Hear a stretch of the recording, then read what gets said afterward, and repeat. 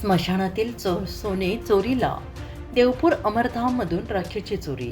धुळे शहरातील देवपूर येथील अमरधाम स्मशानभूमीतून अत्यंत धक्कादायक प्रकार समोर आलाय. स्मशानातील राख चोरीला गेल्याची घटना उघडकीस आली असून चोरी केलेल्या राखेतून सोने मिळवण्यासाठी काही अज्ञात व्यक्तींनी ही चोरी केल्याचा संशय व्यक्त केला जातो आहे. या घटनेमुळे परिसरातील नागरिकांमध्ये संतापाचं वातावरण निर्माण झालेलं आहे.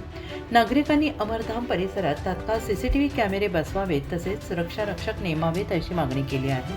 अंत्यविधीसारख्या संवेदनशील ठिकाणी अशा प्रकारची घटना घडणे अत्यंत गंभीर असल्याचं नागरिकांचं म्हणणं आहे. दरम्यान या घटनेची दखल घेत धुळे महानगरपालिकेच्या महापौर मायादेवी परदेशी यांनी देवपूर अमरधामची पाहणी केली. पाहणी दरम्यान अमरधाममधील स्वच्छतेची समस्या, अंत्यविधीच्या ओट्यांची दुरावस्था तसेच सुरक्षित व्यवस्थेचा अभाव याबाबत नागरिकांनी नाराजी व्यक्त केली.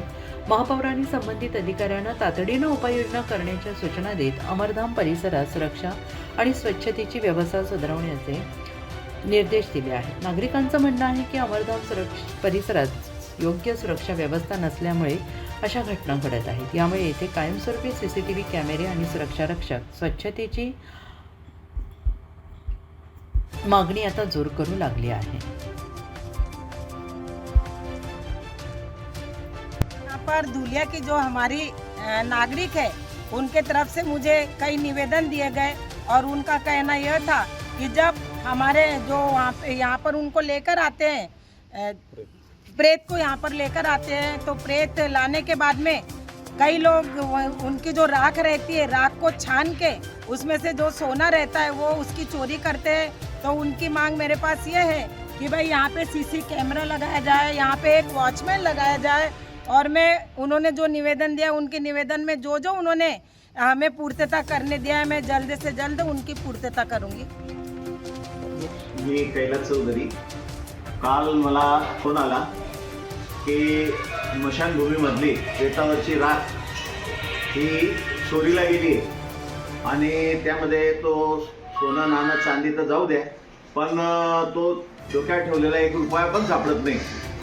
तर माझी नवीन महापौरांना विनंती आहे की आपण या ठिकाणी सीसीटीव्ही कॅमेरे लावावेत आणि स्थानिक नागरिकाला तिथे वॉचमॅन म्हणून नेमावं जेणेकरून तेथे असे प्रकार घडणार नाही. कारण स्थानिक नागरिक 24 तास तिथे राहत असल्यामुळे तेथील या गोष्टींना आळा बसू शकतो आणि हे चोरीचे प्रकार थांबतील.